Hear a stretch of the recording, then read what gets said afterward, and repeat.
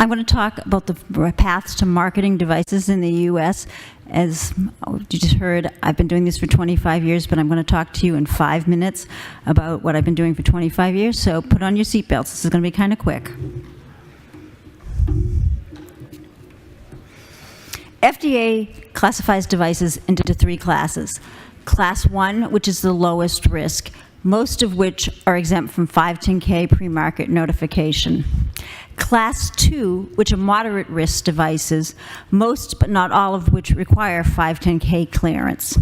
And Class 3, which is the highest risk devices, and virtually all of them require pre-market approval. And there's some examples of the types of devices on the slide. And here's an example of a classification regulation, and it shows what the indications are, the technological characteristics, the class, and in this case, the special controls that apply. There are 3 main regulatory paths to marketing devices that require review and decision by FDA. The first is the 510K pre-market notification. There's also pre-market approval and Denovo review of automatic Class 3 classification. The 510K route is the most common of those 3 paths.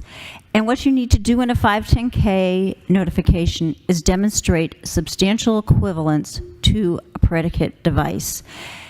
A predicate device can be a 510K cleared device, a device that is exempt from 510K requirements, or a device that was on the market as of May 28, 1976, when the medical device amendments to the Food and Drug Cosmetic Act were enacted.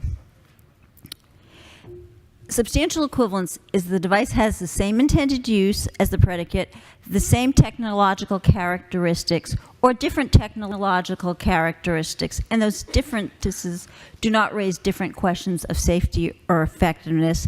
There's established scientific procedures for evaluating those differences, and performance data, bench, clinical, animal, or a combination of them, demonstrate that the device is at least as safe and effective as the predicate device.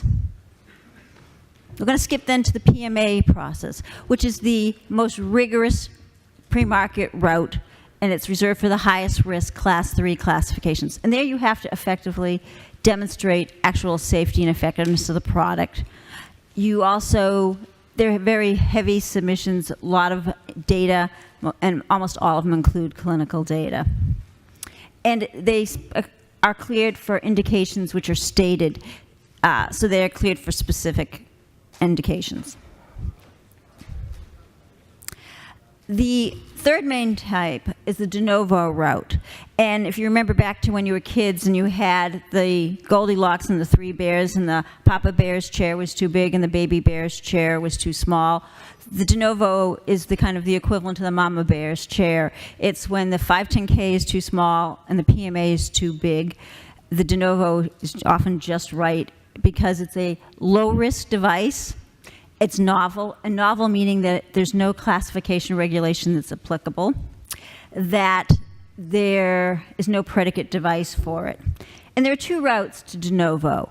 You can file a 510K, it be found not substantially equivalent because there is no predicate, and then you file a Denovo request, or you can proceed directly to a Denovo request, though FDA in that case often recommends you do a pre-submission first just to confirm that there really are no predicate devices.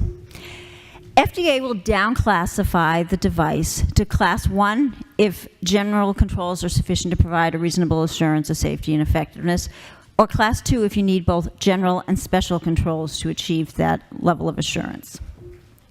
And what down-classification means is that the device that was the subject of the request is legally marketed if it's granted.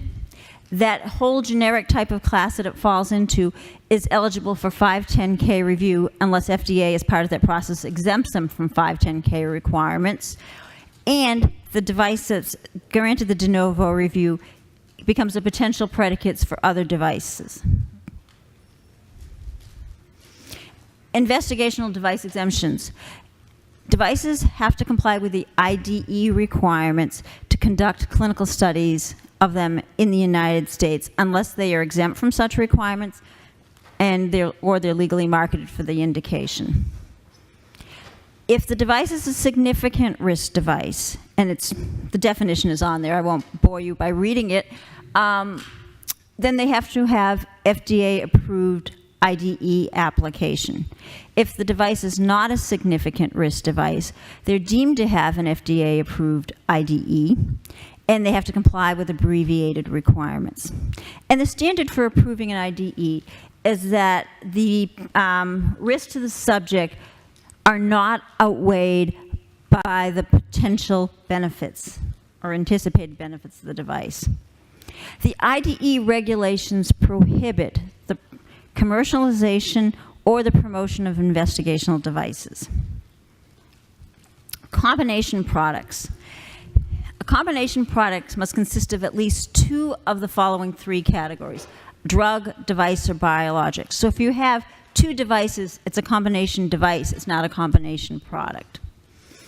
And they become a combination because they're either physically mixed together, they are packaged together, or they're cross-labeled and you need both or all of the constituent parts to have the intended effect.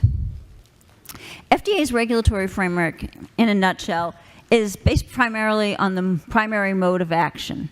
So if it has a drug primary mode of action, PMOA, it's usually regulated under the drug requirements, and vice versa if it's a drug. However, there are products that don't have a clear primary mode of action, and then there's a much more complicated algorithm that FDA uses to determine. But in some cases, they are regulated as separate products and require sometimes multiple submissions. Some cases, you know what a combination product is because the primary mode of action is very clear. There's also sometimes precedence, but sometimes it's not clear. And in those cases, the way to get an official determination is to file a request for designation with FDA's Office of Combination Products. And that's it in a nutshell. I'm happy to take questions if people have questions.